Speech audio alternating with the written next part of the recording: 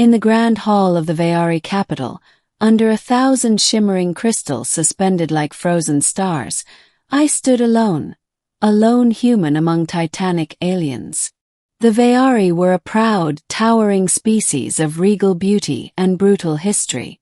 Their skin shimmered faintly under the glow of their great chandeliers, and their long, delicate limbs moved with a grace that made human motion seem clumsy. And at the center of it all stood Queen Sci-Fi, the unchallenged ruler of the Veari dominion. I had been summoned here without much explanation. One minute, I was a field engineer aboard a Terran diplomatic vessel. The next, I was being marched across golden bridges and perfumed corridors into the heart of an alien empire. The Queen's silver eyes locked onto mine the moment I entered the hall. Everything else faded.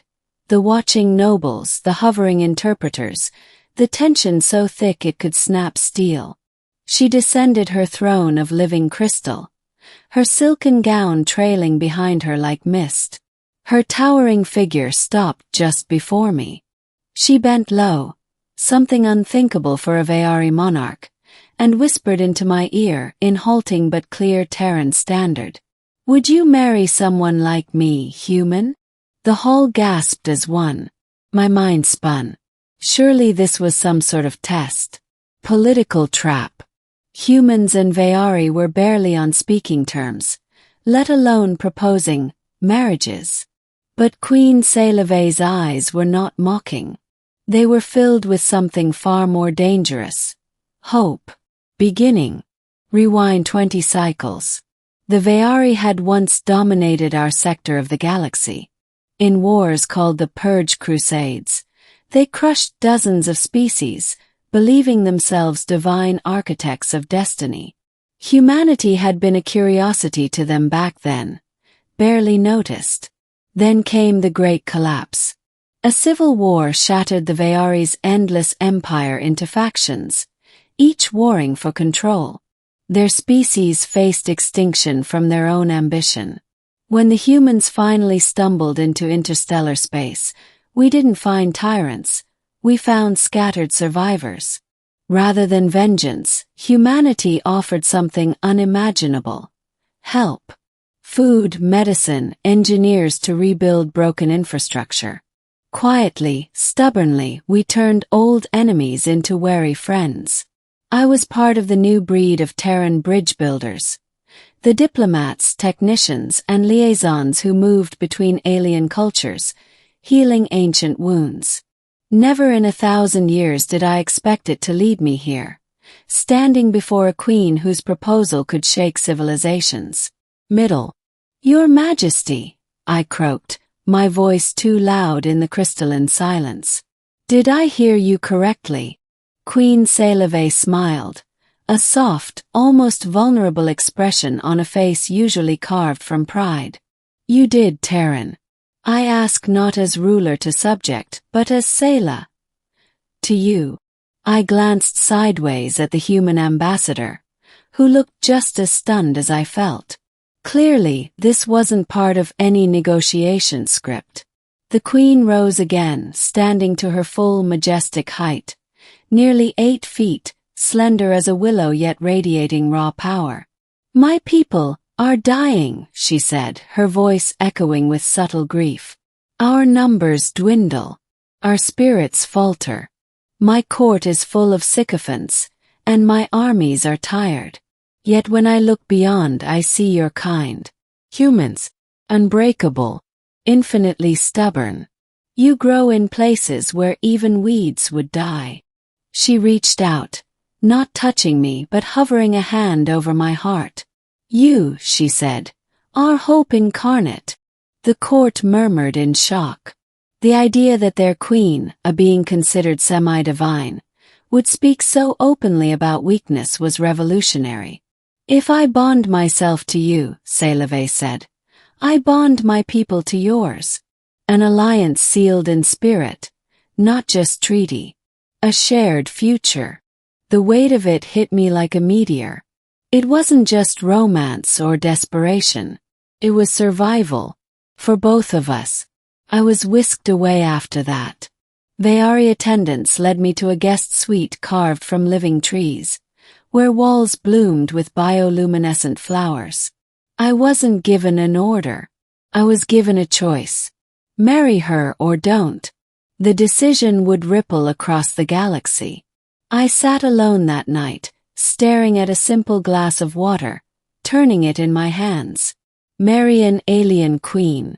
Could I even survive the cultural shock? The physiological differences. The scrutiny of both our species. Yet, in the queen's eyes, I hadn't seen conquest. I'd seen loneliness. A loneliness I recognized all too well. The loneliness of carrying the weight of others' futures. Maybe we weren't so different after all. The next morning, I asked to see Queen Sci-Fi privately. She awaited me in her garden, a floating sanctuary of trees and gentle mists. No guards, no advisors, just her standing barefoot among alien lilies. As I approached, she turned, her gown flowing like water. I would understand, she said quietly, if you refused. I swallowed, my heart hammering.